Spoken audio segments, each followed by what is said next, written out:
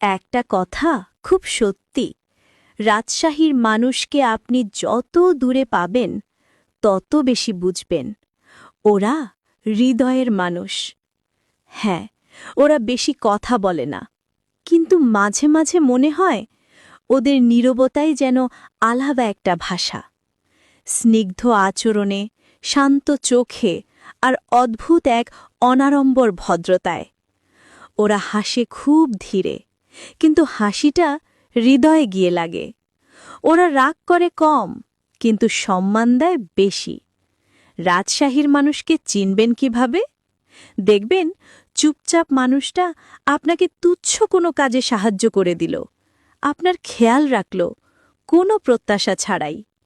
কারণ ওদের শেখানো ভালো হওয়া একটা বিজ্ঞাপন নয়, এটা একটা অভ্যাস। এই শহরের মানুষ তাই আলাদা। ওরা শব্দে নয়, ব্যবহারে নিজেদের মহত্ব প্রমাণ করে।